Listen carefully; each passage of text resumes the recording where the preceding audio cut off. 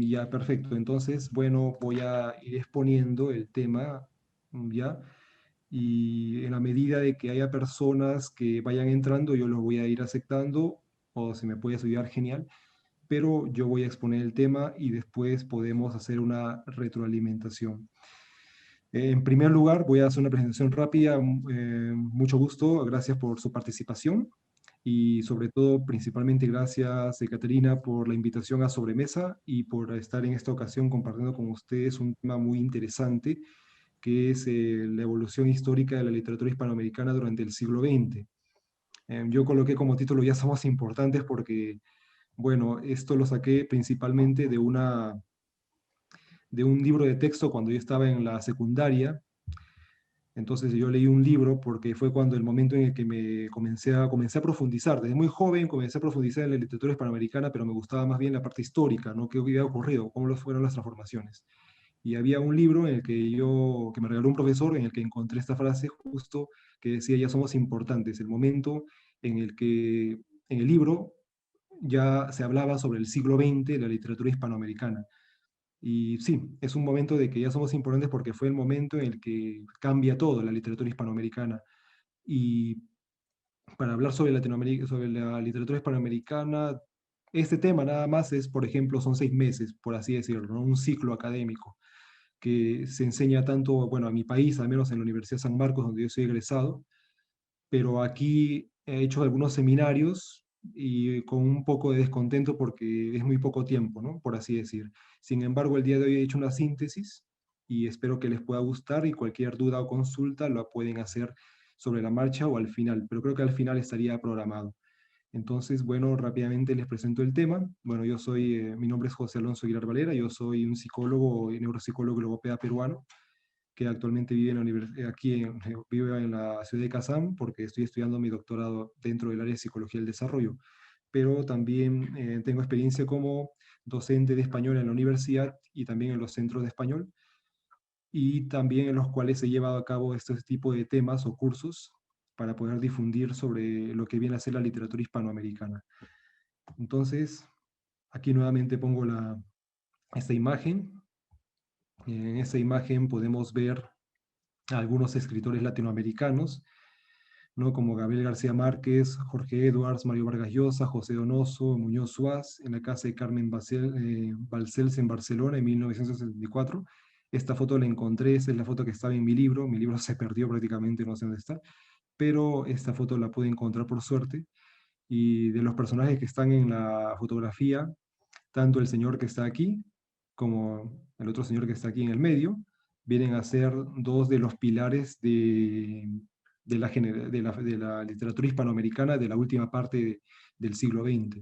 Hablamos en el primer lugar, del señor Gabriel García Márquez, el colombiano ganador del premio Nobel, y el señor Mario Vargas Llosa, peruano, que también ha ganado el premio Nobel, no hace mucho, hace 10 años aproximadamente, y que pues en la actualidad también sigue produciendo, aunque el más está, claro, el señor Gabriel García Márquez ya falleció, ¿no? Pero el señor Mario Vargas Llosa sigue actualmente produciendo dentro de su área y también muy involucrado en política.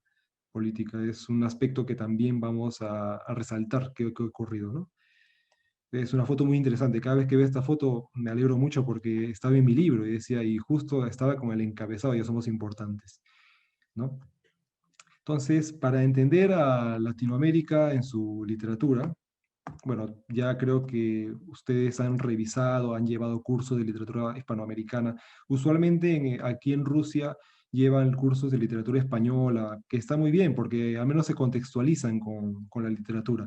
Pero cuando hablamos de literatura hispanoamericana es muy amplio. Es un universo no tan antiguo, por así decir, que la literatura española propiamente dicha sea registrada, pero históricamente es milenario. Entonces no se tiene mucha información, pero al menos de la parte antigua, pero es importante y trascendental. Los contenidos de la presentación están registrados de la siguiente manera, ¿no? Tenemos introducción, breve historia del siglo XX en América Latina, y es importante porque si ustedes quieren entender la literatura hispanoamericana, tienen que estudiarla con su contexto y su historia. Es inevitable que digamos, bueno, ¿sabes qué? Voy a leerme un libro de Gabriel García Márquez y no entender su historia. Es fundamental. Es igual que en la música, por ejemplo, ¿no? Cuando escuchamos música, queremos escuchar Quino, que es un buen grupo, por ejemplo, o Quino, Víctor Zoid, hay que entender cuáles fueron sus principales influencias, ¿no? Y una de las principales influencias fue Joy Division, que muy pocos lo saben o lo hablan, pero cuando yo escuché Quino la primera vez, me acordé mucho de Joy Division, de Ian Curtis y de toda la influencia post-punk. Entonces ahí es importante contextualizar para poder comprender mejor el contenido de lo que queremos revisar, escuchar o leer. Evolución de la narrativa hispanoamericana durante el siglo XX, evolución de la poesía hispanoamericana durante el siglo XX, el panorama actual y las conclusiones. Entonces, va a ser una síntesis, nada más una síntesis de lo que viene a ser todo lo que constituye todo un curso y espero que les pueda gustar. Entonces, aquí tenemos una introducción, ¿no? La literatura hispanoamericana, ya en el siglo XX, es como tal, como producción, es el resultado indisoluble de las transformaciones políticas, sociales, económicas y culturales que van a ocurrir en cada uno de los países o realidades. Pero esto quiere decir que no ha ocurrido también durante el siglo XIX, durante el siglo XVIII. Sí ha ocurrido una transformación cultural. Pero en este momento ese es cuando el escritor va a tomar un protagonismo, no solamente como un personaje artístico, no como un personaje ajeno, sino que va a haber una asociación entre lo que viene a ser el arte, lo que ha elegido como parte de sus estudios, porque es una disciplina, ¿no? Es una ciencia humana, pues la literatura, y también a asociar tanto este aspecto que ha elegido, tanto estudiar como desarrollar, con el contexto cultural en el que se va encontrando. Y eso lo vamos a ver poco a poco cuando explique por qué, porque es importante tener en cuenta ello. Antes, si es que podemos revisar un poco de la historia, los escritores o los personajes de la literatura estaban un tanto ajenos a las realidades. Eran personas que, si bien es cierto, podían opinar, pero que no tenían un papel trascendental. En otras partes del mundo también hubo diferentes cambios, diferentes influencias, pero el impacto de este tipo de procedimientos va a estar acompañado de todas las transformaciones sociales que se dieron durante el siglo XX, que son muy importantes, ¿no? Yo voy a colocar solamente algunas, porque hablar de todas no vamos a tener tiempo. Asimismo, es el resultado inevitable de la influencia extranjera, principalmente de las vertientes literarias desarrolladas tanto en Europa como en Estados Unidos. Sí, la literatura hispanoamericana de ese siglo no solamente va a estar aislada, ¿no? Sino que va a recibir una influencia constante de otras realidades. Y ya lo venía recibiendo, no quiere decir que no lo recibió nunca, sí, ya venía recibiendo. Desde la colonia, donde se implantaron diferentes sistemas propios de la época, como el barroco español, que llegó, por ejemplo, a diferentes áreas, zonas donde estaban concentrados la dominación española, por ejemplo, Perú y México. Después el neoclasicismo. En Perú tenemos a Pero Peralta Barnuevo, por ejemplo, el Doctor Océano, donde se observa pues una influencia clara de la literatura neoclásica, que es europea, es francesa. En el siglo XIX el romanticismo, el realismo también juegan un papel importante. Pero en ese caso también ha habido una influencia en el siglo XX, sí, es inevitable, solo que ha habido una influencia decisiva, ha marcado y ha definido los elementos que van a hacer que la literatura hispanoamericana sea la literatura hispanoamericana. Por ejemplo, tenemos desde Europa la literatura rusa, con los trabajos, las publicaciones de Dostoyevsky, por ejemplo, que van a jugar un papel importante, algunos narradores de la época, la literatura francesa del realismo y el neorrealismo, los ismos que ya estaban acompañando en aquel momento los cambios culturales, ¿no? Por ejemplo, son algunos de los ejemplos que provenían de Europa. El uso del flashback, por ejemplo, que podemos encontrar en un primer inicio, el monólogo interior, principalmente el monólogo interior, el flashback lo voy a explicar después, el monólogo interior, que lo podemos ver en los trabajos, en la publicación que se hizo cuando James Joyce publica el Ulises. Entonces, esa técnica va a ser empleado mucho por diferentes autores o escritores latinoamericanos.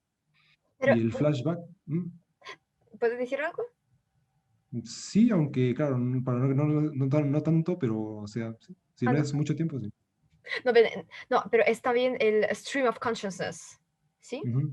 Claro, ajá, ajá. Ah, ¿Cómo se llama? El fluir de la conciencia, que le llaman, ¿no?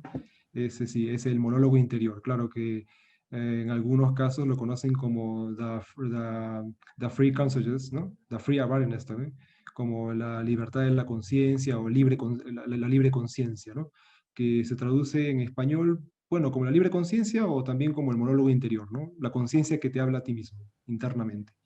Entonces, ese elemento, por ejemplo, lo vemos por primera vez en la obra de James Joyce, y si no me equivoco, bueno, no recuerdo muy bien en este momento, pero había un escritor francés que ya lo había publicado 10 años antes que Joyce, Chardieu, si no me equivoco, no recuerdo muy bien, pero después ya, si gustan, ¿cómo? después le paso la información.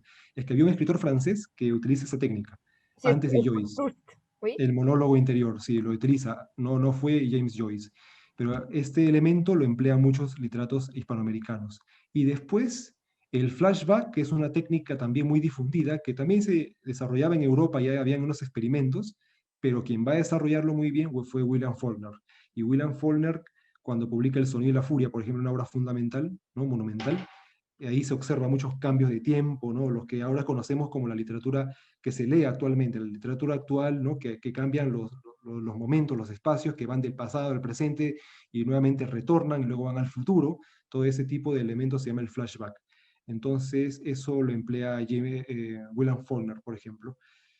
Y claro, William Faulkner, un escritor americano, estadounidense, es quien va también a jugar un papel decisivo, va a influir mucho en la literatura hispanoamericana. Entonces, esos elementos son algunos nada más de los que podemos hablar. Son algunos. Ahora, dentro de los principales géneros, los géneros que se van a desarrollar con una, bueno, en mayor medida son los géneros tanto la narrativa como la poesía, ¿no? El género lírico. Pero ¿qué pasó con el teatro? También se desarrolló, sí, pero no tuvo un desarrollo tan prolífero como estos dos géneros. Pero se descarta, no, está bien, o sea, se desarrolló, pero no tuvo un papel tan protagónico como estos dos géneros que acabo de mencionar. Y han trascendido, sí, sí han trascendido. Un ejemplo de ello es que, por así decir, de poesía. Tenemos a, bueno, muchos poetas en América Latina. Uno de los que más me gusta es Mario Benedetti, por ejemplo, el uruguayo. Y Mario Benedetti, una vez estaba conversando con mi asesor, ¿no? El asesor del doctorado, hace unas 3 semanas, y me comenta, sí, yo cuando estaba en la Unión Soviética leía a literatura hispanoamericana. Ah, sí, por ejemplo, Mario Benedetti. Me quedé sorprendido porque, o sea, Mario Benedetti no es que sea un escritor muy conocido como Mario Vargas Llosa, o sea, no tiene el impacto de Mario Vargas Llosa, aunque debería tener ese lugar, pero, o sea, es conocido y es leído sus obras, tanto su prosa, porque, bueno, él fue más un escritor, un poeta, que un escritor de prosa. Estaban en ruso. Yo le dije, ¿usted lo ha leído en inglés? No, en español. No, en inglés. No, en ruso, me dice. Pero ¿cómo es posible? Digo, entonces, en ese tiempo ya hablamos de cómo ha llegado a impactar, o sea, ha trascendido, ha trascendido. Y ni hablar, pues, de Mario Vargas Llosa, Julio Cortázar, Gabriel García Márquez, que ellos han desarrollado obras que han sido traducidas a diferentes idiomas, ¿no? Yo solamente coloqué como el de Mario Benedetti, por lo que me llevé la sorpresa hace poco, ¿no? Que había leído, ¿no? Interesante. Entonces, ha trascendido. En ese momento es en el que trasciende también la literatura hispanoamericana y va a romper fronteras de lo que antes no se conocía o era exótico o era solamente los mitos y las leyendas. No, ya la literatura hispanoamericana en ese tiempo llegó a un punto en el que se posicionó y dijo, caramba, nosotros también podemos impactar de tal manera como lo hacen la literatura europea o la literatura americana estadounidense, ¿no? Entonces, para entender a la América Latina de ese tiempo hay que también comprender los diferentes contextos que ocurrieron, ¿no? A veces se desliga, se dice, bueno, ¿sabes qué? Vamos a leer literatura y hay que leer un libro. No, hay que entender su contexto.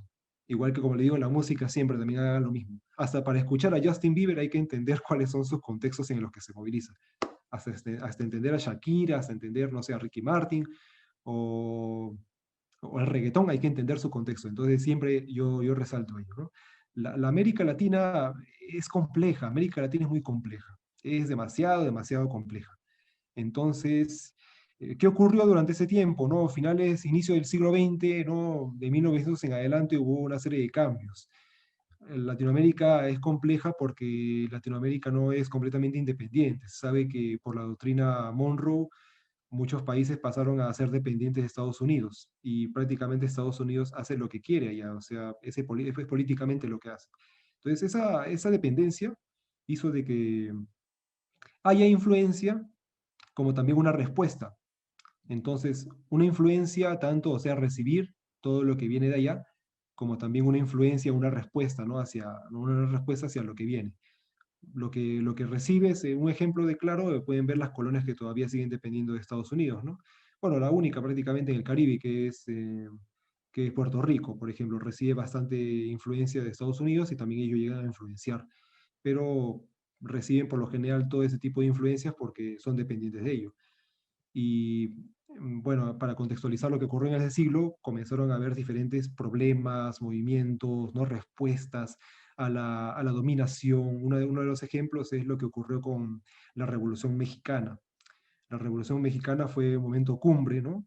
De un momento crucial en el que se describen como diferentes cambios ocurridos en América Latina, principalmente, bueno, como se dio en México, y de ahí comenzó a irradiarse como ejemplo en otros focos, ¿no? En otros contextos.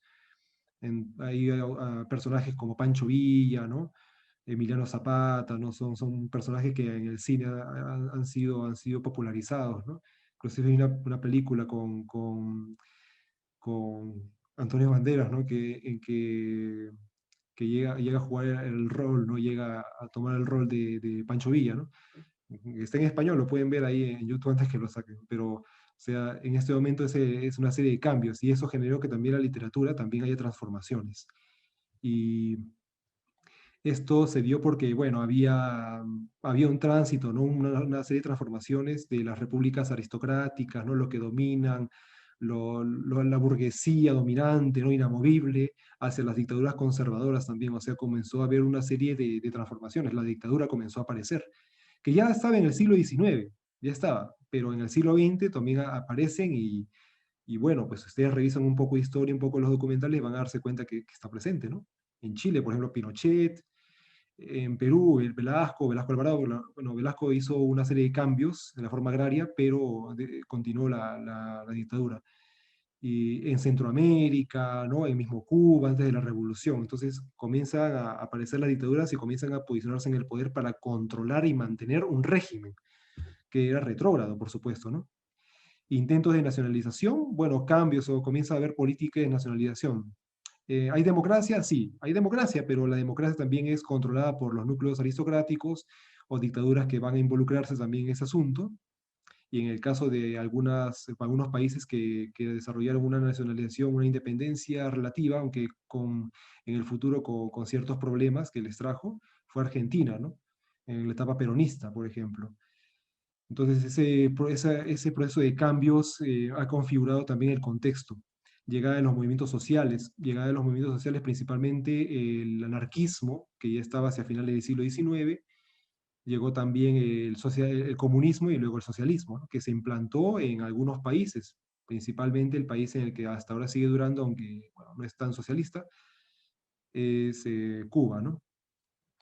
Y formación de los sindicatos, organizaciones comunales, comienza a haber formación de sindicatos, ¿no? Organizaciones principalmente locales, ¿no?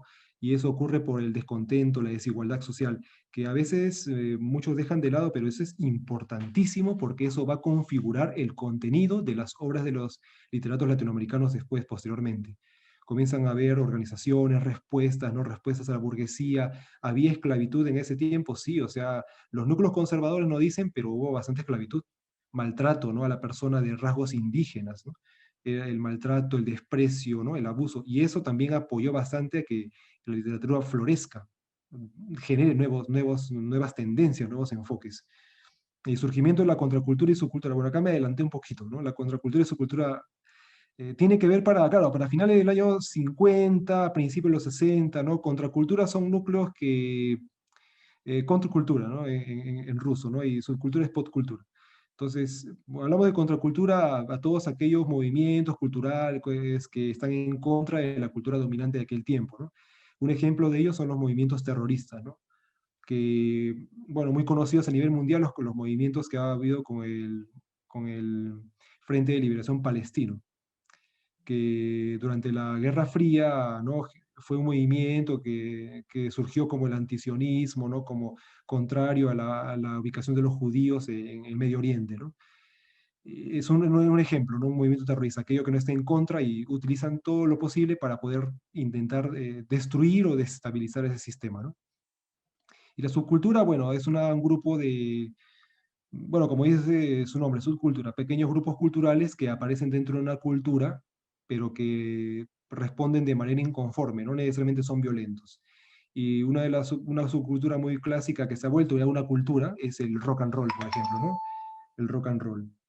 Es una subcultura que ha tenido éxito porque ha venido transformándose inclusive, ¿no? Y es muy interesante porque la subcultura del rock and roll apareció pues como un movimiento subcultural, luego comenzó a ser aceptado por la cultura y luego comenzó con sus variantes a transformarse, ¿no?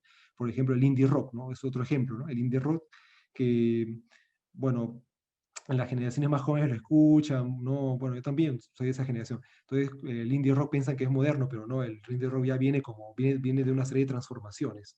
Y eso también es un ejemplo que es muy interesante, ¿no? Que la literatura también tiene su expresión. El otro punto es la Revolución Cubana, que marcó también el punto de quiebre. Dijo, ¿sabes qué? Hay un momento en el que hay que responder a los estadounidenses. Y Cuba, gracias a esa revolución, Cuba fue Cuba.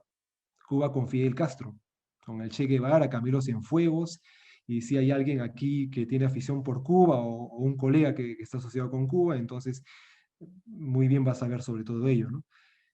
Cuba, ese momento también configuró el panorama de la literatura porque hizo que muchos literatos tomen esto como influencia para poder crear diferentes obras o crear enfoques. Inclusive Mario Vargas Llosa, que actualmente es un neoliberal conservador, él surgió como un procastrista, estaba a favor de la Revolución Cubana porque fue un movimiento impactante, romántico, que influyó a los literatos de ese tiempo, ¿no? Como que la respuesta contra el sistema capitalista, la respuesta contra la dominación estadounidense. Es que, claro, muchos de ustedes que son naturales de Rusia o de Europa no están muy vinculados con ello, pero se siente, es muy marcada la influencia americana, es marcadísima, marcadísima, marcadísima. Entonces, esto es una forma de respuesta.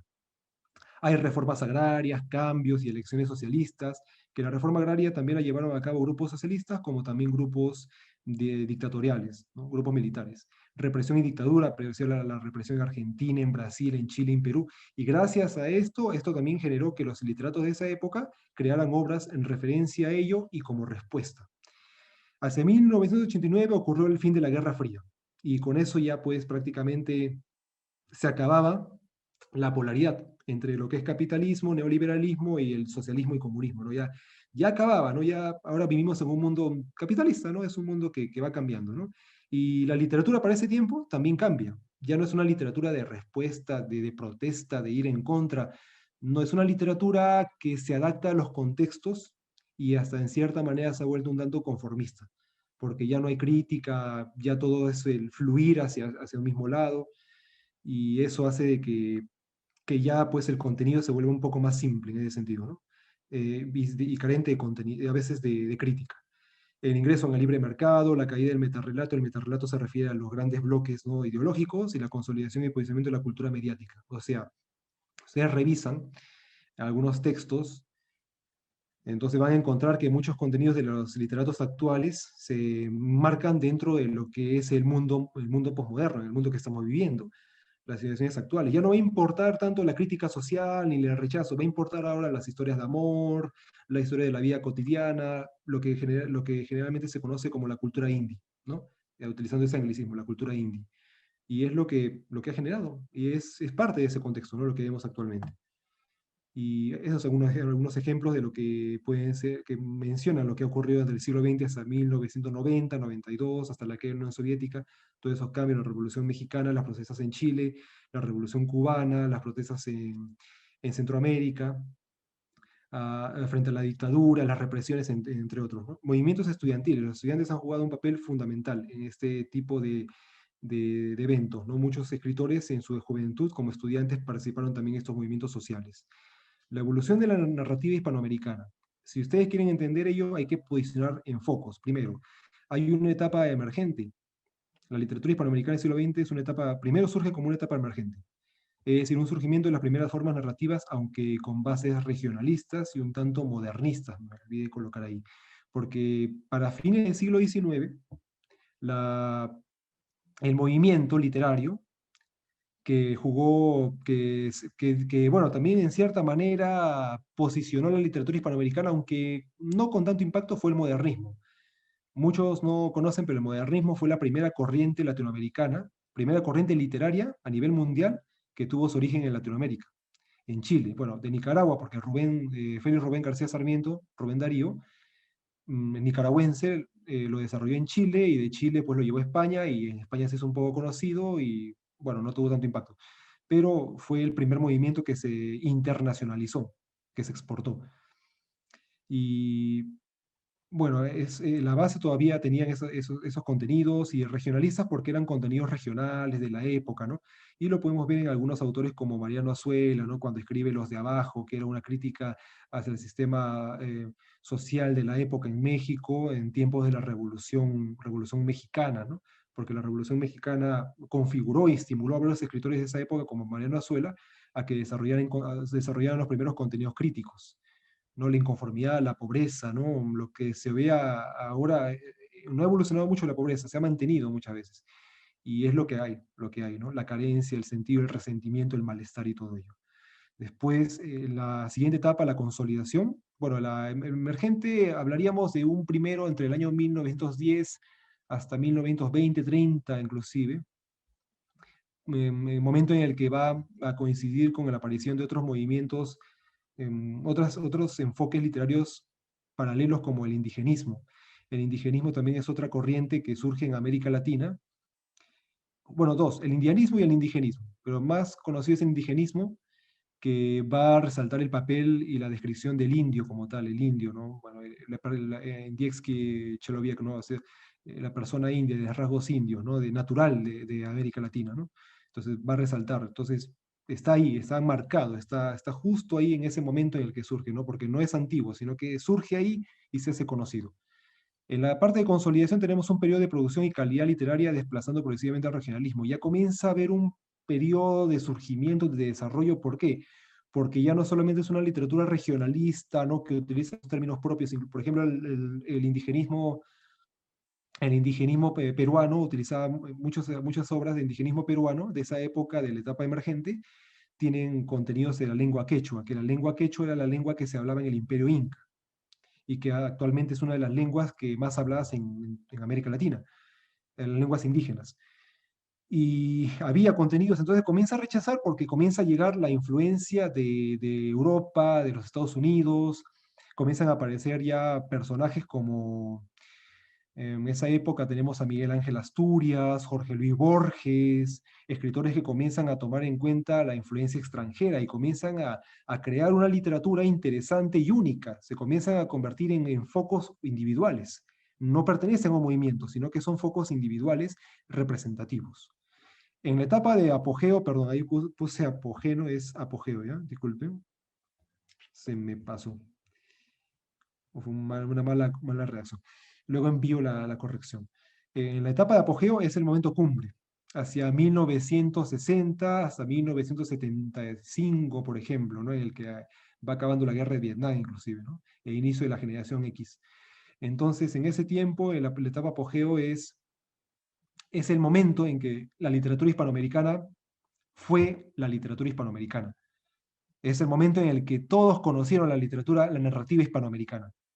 Las, eh, las editoriales, todo comenzaron a decir, sí, vamos a comenzar a ver que también hay literatura en Hispanoamérica y hay que también invertir en esto. Y escritores representativos, ¿no? Que son los cuatro bueno, el movimiento de ese momento se llamó también boom, el boom latinoamericano. El boom latinoamericano corresponde a la etapa del apogeo en el que diferentes escritores de América Latina comenzaron a ser publicados por editoriales españolas y otras europeas en varios idiomas. Antes las editoriales españolas no consideraban mucho la literatura hispanoamericana, lo consideraban exótica, lo veían como referencial, ¿no? Como algo interesante, ¿no? Pero en ese tiempo ya cuando se llegó a una madurez, porque muchos escritores se formaron en otros países también, recibieron influencia de otros países, tuvieron interacciones, intercambios, participaciones, es el momento en que la literatura hispanoamericana maduró y desarrolló un producto tan extraordinario, que como resultado de ello tenemos premios Nobel. Entonces de ellos, dentro de este género, están pues Gabriel García Márquez, el colombiano, y Mario Vargas Llosa, el peruano. Y por último, la etapa posmoderna y es un periodo posteriormente, post de la Guerra Fría, inclusive posterior a la Guerra de Vietnam, ¿no? Cuando se inicia la generación X, ¿no? Durante los 80 con los cambios, es una literatura con cambios y con críticas, algunos de los escritores del boom siguen desarrollando obras, pero en este tiempo la que va a imperar es ya la literatura más mediática, más mediática. Un ejemplo de ello, si es que les gusta cine, para contextualizar, se han visto Tres metros sobre el cielo, por ejemplo, esa película que es taquillera española. Ya, ese tipo de contenidos, ese tipo de dinámicas es la que se va a encontrar en muchas obras literarias de ese tiempo, ¿no? Ya no es una crítica, ya va perdiendo poco a poco, va perdiendo. Y es porque también culturalmente a nivel internacional hay muchos cambios. En Rusia no se sintieron, en Rusia los cambios llegaron para el año 91, 92, cuando se disolvió la Unión Soviética. Pero en Occidente, como le decimos allá comúnmente, los cambios fueron tan grandes porque hubo la cultura mediática, los medios de comunicación masiva explotaron. Un ejemplo de ello es el NTV. El NTV, que bueno, muchos de ellos, los que pertenecen a esa generación, le llaman la generación del video, aparece. Y el NTV cambió la percepción, ¿no? Ya no se escuchaba música nada más, ya no sé, sino que ya era importante el videoclip, por ejemplo. Y eso cambiaba la mentalidad, ya la gente ya no se interesa mucho por la crítica, sino que se interesa por la cultura mediática, pertenecer a subculturas y otros contenidos que a veces no son trascendentales para una sociedad como tal, ¿no? Aquí hay algunos representantes. Entonces tenemos, por ejemplo, aquí, ¿no? Tenemos a Mariano Azuela, que escribió Los de Abajo, el mexicano. Aquí es un escritor muy importante, aunque, bueno, muchas veces no se lo nombra, pero debería nombrárselo. Aunque ya últimamente sí aparece, están que lo mencionan, es Roberto Art, al que le llaman el Dostoyevsky porteño, el Dostoyevsky argentino. Tiene una obra muy, bueno, dos, ¿no? Novelas cortas que se llama El juguete rabioso y Los siete locos. Es un escritor muy bueno, crítico, analista, psicológica, son sus obras muy interesantes. Ya he tenido la oportunidad de leer El juguete rabioso, me interesó mucho, a veces lo vuelvo a leer. Entonces sí guarda mucha relación con Dostoyevsky porque justo llega a recibir esa influencia. Y bueno, aquí está Enrique López Albújar, que es un escritor indigenista, creo que el iniciador del indigenismo peruano, una obra interesante llamada Matalachela, que habla sobre la esclavitud negra y la interacción que existe entre este grupo con los aristócratas de la época, ¿no?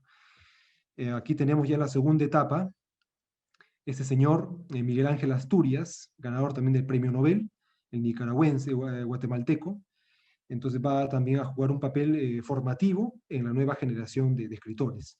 Y por supuesto, Jorge Luis Borges, el argentino. Este escritor muchas veces se tratan de ubicar en en un movimiento, pero no, su obra es tan variada y sus estilos son tan, ¿cómo se puede decir?, fluidos, que no se le puede ubicar en una sola tendencia. Esto, o esta sumatoria, va a dar por último el boom. Y aquí están los cuatro grandes del boom, ¿no? Julio Cortázar, Gabriel García Márquez, Carlos Fuentes y Mario Vargas Llosa. Estos son los principales representantes del boom latinoamericano. Pero había otros, sí, había otros escritores, pero ellos son los principales representantes. Aquí está, por ejemplo, Miguel Ángel Asturias, premio Nobel en 1967. Él, a partir de él va a ser uno de los escritores que va a aportar un elemento lingüístico importante, literario, el realismo mágico, el real maravilloso. Para entenderlo rápidamente, por cuestiones de tiempo, el realismo mágico es el mito. ¿Cómo empleamos el mito en la literatura? Y si han leído Gabriel García Márquez, ¿no? Con esa predicción del el niño con cola de cerdo que se lo comen las hormigas al final de la obra, es un ejemplo, ¿no? Claro, eso no va a ocurrir, ¿no? Es un mito, pero es un mito que se emplea. Es como el elemento fantástico que se emplea en las novelas de ciencia ficción. Es como la ficción latinoamericana. Gabriel García Márquez, que va a ser el segundo premio Nobel en narrativa de aquel tiempo, el colombiano, conocido también como Gabo, va a hacerse muy conocido gracias a la obra Cien años de soledad. Y también tiene otra obra que se llama El amor en los tiempos del cólera, que también fue llevada a la pantalla grande, en la película. Este escritor es muy conocido. Sus obras son traducidas al ruso, al esloveno, al italiano. Y su obra, por ejemplo, Cien años de soledad, tiene mucha relación con la obra El sonido y la furia de William Faulkner. O sea, utiliza los mismos recursos, ¿no? Los elementos similares, los contextos, ¿no? Son equiparables a la obra de Cien años de soledad. Mario Vargas Llosa es premio Nobel, es peruano, en premio Nobel. Y también utiliza los elementos que utilizaron los escritores anteriores, sí, en las últimas obras más bien. Sus primeras obras eran un tanto críticas, principalmente al sistema social, al sistema castrense, ¿no? Al sistema de control, ¿no? A la dictadura de ese tiempo, porque bueno, él creció en esos contextos. Y actualmente pues juega un papel muy importante en la política mundial. Tiene una visión más neoliberal, vive en España, curiosamente se ha casado con la madre de Enrique Iglesias. Bueno, entonces desde ahí trata de influir a diversos panoramas mundiales, ¿no? En el caso de la poesía, también ha habido otra transformación. Sí, yo he dividido eso de manera pues cuidadosa. Si ustedes encuentran otro texto donde se menciona, también yo he hecho un análisis, espero publicarlo en un artículo o en una conferencia. La poesía también ha evolucionado, pero va a depender del escritor, porque evoluciona según el poeta.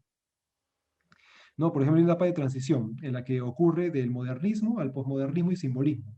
Y se ven muchos poetas de la época, cuando en ese tiempo, inicios entre 1900 y 1930, comienzan a recibir influencia del vanguardismo. Llegan todavía, pero llegaban un poco tarde. En América Latina para ese tiempo llegaban un poco tarde. No había internet. Entonces las influencias de 10 años antes en Europa llegaban recién a América Latina, ¿no? El simbolismo llegó para esa época, ¿no? Para principios de 1900. Y ya el simbolismo ya era muy conocido en 1870, ¿no? Inclusive hacia finales del 1860, con las obras de Charles Baudelaire, por ejemplo, ¿no? Que fue el iniciador del simbolismo. Pero para América Latina llega un poco tarde y hay algunos escritores como José María Eguren, el peruano, que escribe muchos elementos de juego y de ritmo. Tiene una obra llamada Simbólicas, donde publica poesía de juegos y simbólicas, que en un momento espero compartirlo con ustedes. Ya en la etapa del vanguardismo, o sea, entre 1920, 30, hacia el año 50, comienza a haber una transformación en la literatura hispanoamericana. Comienzan a aparecer también los primeros movimientos, ¿no? Las primeras protestas, los primeros cambios, ¿no?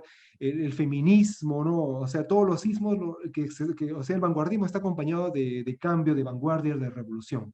Se van haciendo muy conocidos. Es un momento en el que diferentes autores comienzan a coger diferentes influencias de Europa, principalmente de todos los sismos, ¿no? Ya sea el dadaísmo o cubismo hasta el surrealismo. En el momento de compromiso social se dio cuando ya comienzan a aparecer primero los sismos y las primeras protestas hasta la revolución cubana, por ejemplo. O sea, la poesía del compromiso social fue influenciada principalmente por un momento crucial, la revolución cubana. Por eso es que siempre contextualizo que la historia va ligada. Entonces, la Revolución Cubana hizo de que muchos escritores de la época tengan una visión crítica. Por ejemplo, en Perú uh, hay diferentes escritores como Javier Herod, por ejemplo, que estuvo muy ligado a la crítica social, sus poesías de ese tiempo eran críticas, fueron décadas muy controversiales, pero con una fuerte crítica social debido a la influencia del socialismo. Y el posmodernismo actual, lo que es el último periodo, es el momento en el que se vive la Guerra Fría y los contenidos de la poesía son más prácticos, ¿no? Ni siquiera pragmáticos, prácticos, simples y cotidianos. ¿Ya? No interesa la ideología, interesa más bien lo que en ese momento puedas sentir o puedas percibir. Pero hay algunos escritores que todavía mantienen esa línea y que es generado más bien por el contexto muy disfuncional y complejo, porque en América Latina hay mucha dependencia, hay un mal neoliberalismo, hay una mala política y eso hace que la gente también configure un modo de pensar diferente, ¿no? Entonces, aquí para, por ejemplo, hacer acá ejemplificar rápidamente, para hacer una manera de síntesis, tenemos a escritores como Vicente Huidobro, el chileno, que es el creador de un movimiento vanguardista que se conoce como creacionismo. Decía, la poesía tiene que ser libre, creada como si fuera un árbol. Así como el fruto en el árbol crece o surge, así también tiene que ser la poesía libre y esporádica. Y llegó a España, se hizo muy conocido ese movimiento. Claro que no tuvo impacto en otras latitudes porque ya estaba pues el surrealismo, el cubismo, ya habían explotado ya, pero coexistió. En un momento en el que comenzaron a aparecer, gracias al vanguardismo inicial, diferentes corrientes. Por ejemplo, en Argentina el martinfierrismo, que era una revaloración de la cultura del gaucho, el gaucho, que es el vaquero de las pampas, que el martinfierrismo viene de la obra de Martín Fierro, de José Hernández, del siglo XIX. Entonces fueron retomadas por algunos escritores y poetas. Juan de la Parra el Riego, un escritor peruano del futurismo,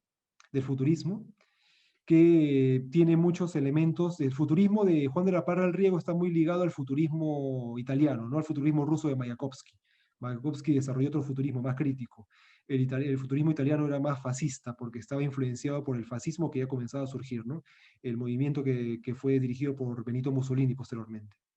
Ya en la siguiente etapa vanguardista y crítica, tenemos a escritores como, bueno, el peruano que no sé si en Rusia es conocido, pero en Europa sí es muy conocido este señor que se llama, bueno, César Vallejo. Es el escritor peruano y bueno, un poeta peruano y también latinoamericano, considerado como uno de los mejores poetas latinoamericanos, cuya poesía se ha venido transformando. Fue del modernismo hacia la etapa crítica y socialista.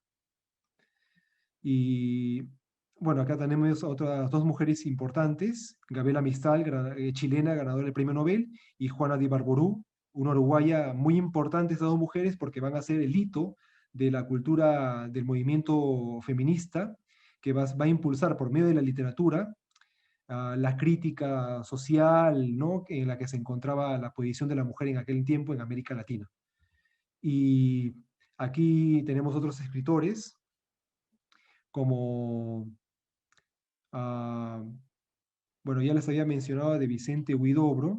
Acá tenemos a Nicolás Guillén, que es un escritor ya que pertenece a una etapa, bueno, no posmoderna, sino que la etapa crítica y de transformación, porque en ese momento hay un cambio significativo en la poesía de aquel entonces, porque si vamos de un movimiento inicial vanguardista de explosión cultural, vamos a un movimiento ya de transformación social muy ligado a lo que eran los movimientos sociales o los cambios que se vivían en aquel entonces.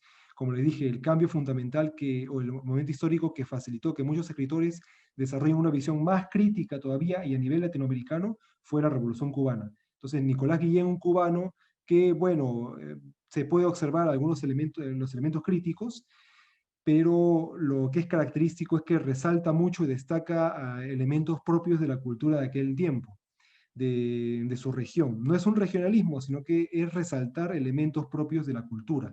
Por ejemplo, elementos que estaban muy ligados a la etnia de aquel entonces, o bueno, que hasta ahora se configura, ¿no? Porque no hay una etnia india como ocurre en otras partes de América Latina, sino que hay una etnia más de base africana, que se puede encontrar en algunas poesías del Caribe, que es porque, bueno, pues muchos esclavos fueron situados ahí y debido a lo que ocurrió durante la conquista, la población india fue diezmada.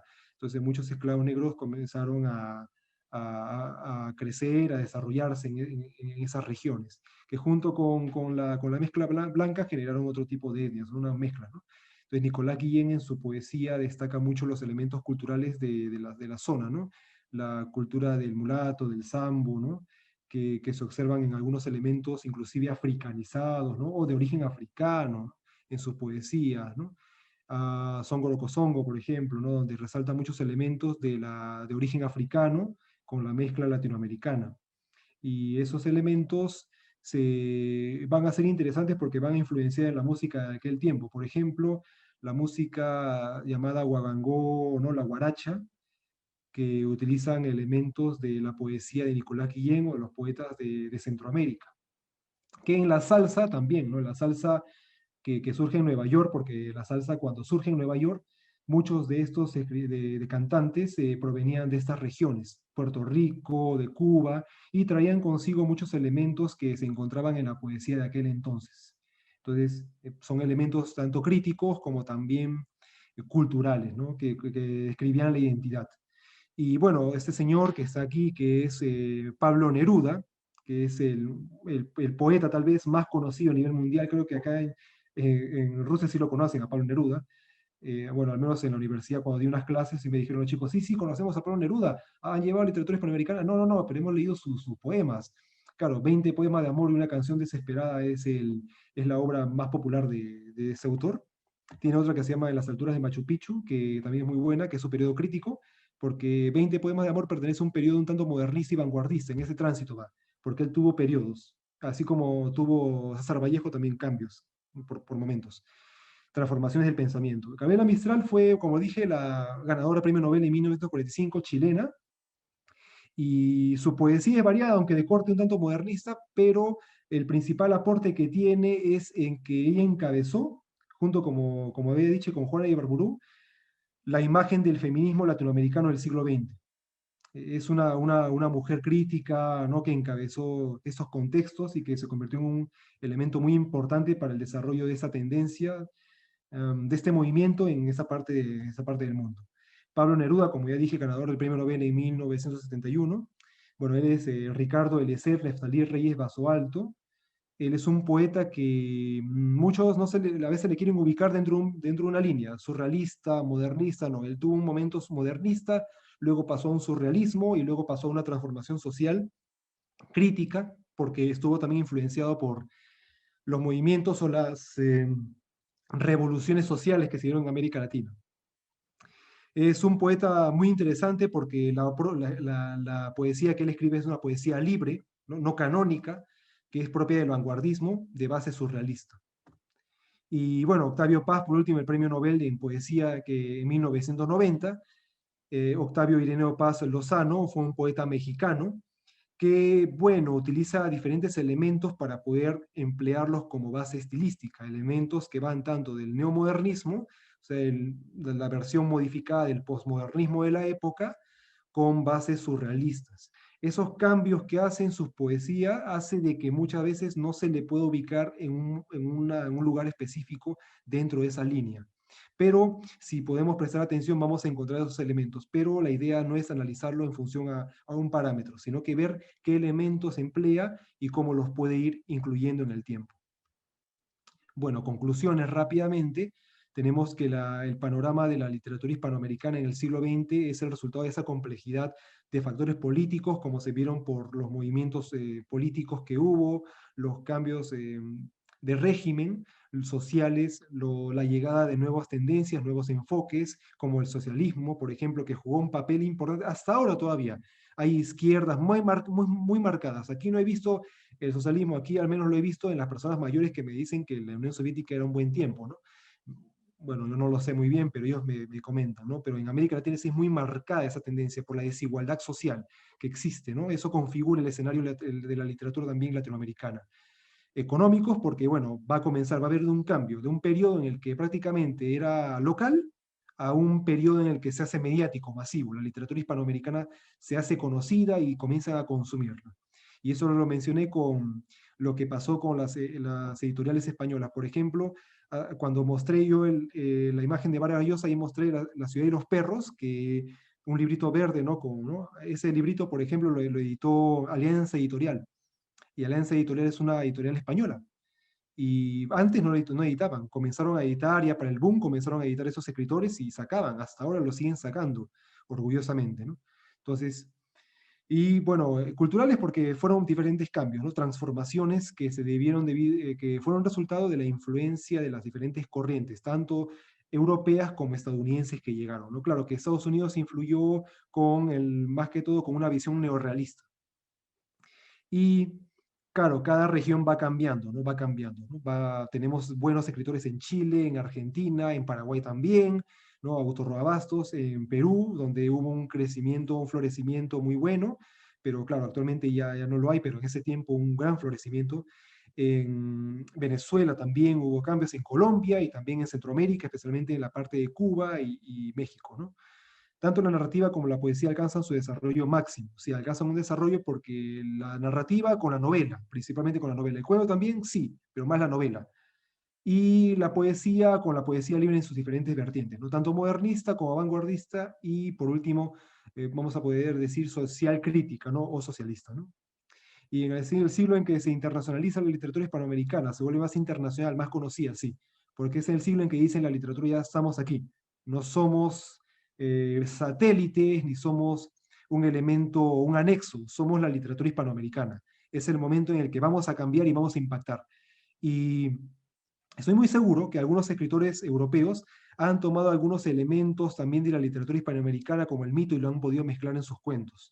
En sus cuentos. Yo creo que sí. Yo creo que los escritores más bien de ciencia ficción han utilizado algunos elementos para poder emplearlo dentro de sus obras, ¿no? Porque el aporte importante que hace la literatura hispanoamericana es con el real maravilloso, el realismo mágico. Muchos dicen, ah, sí, el realismo mágico, no, pero el realismo mágico es el mito que lo emplea en la literatura, pero el mito que es parte de una cosmovisión, ¿no? No es como el mito de que me contaron un cuento, no, es cómo percibo yo el mundo, es el Miro Basreni de la gente. Ese Miro Basreni es lo que se interpreta en el texto, se va leyendo y es parte, es como si dijeras, carambas, o sea, es cierto, ¿no? Pero no es que sea cierto, sino que es un mito, es la forma de cómo ellos piensan, cómo lo contextualizan. Y su contenido temático se caracteriza por presentar una elevada diversidad. Claro, como dije, va desde lo modernista, desde la historia, que puede ser algo cotidiano, hacia una crítica social y una respuesta al contexto, ¿no? Una respuesta a la disconformidad que se está viendo en ese momento. Y ha dejado un legado tan amplio, el cual ha trascendido significativamente cualquier frontera cultural y social. Sí, como por ejemplo vean las obras de Vargas Llosa, de Gabriel García Márquez, en Moscú creo que va a ser mucho más factible, ¿no? Porque aquí en Kazán no hay tantos libros de escritores hispanoamericanos que llegan, ¿no? ¿No? Por ejemplo, Isabel Allende, ¿no? La chilena, ¿no? Últimamente también es muy leída. Entonces, son obras que ya no la encontramos solamente en español, la encontramos en inglés, la encontramos en esloveno, en alemán e inclusive en ruso, ¿no? Y bueno, yo les agradezco bien por la participación. Estos son mis datos, si que ustedes quieren pueden tomarlos y cualquier duda consulta con toda libertad. Materiales, preguntas, ¿no? Todo lo que ustedes deseen, estoy dispuesto a compartir, ¿no? Su país es muy interesante, más bien me interesa mucho su literatura, especialmente realista y neorrealista, y pues espero que podamos también desarrollar algo en conjunto.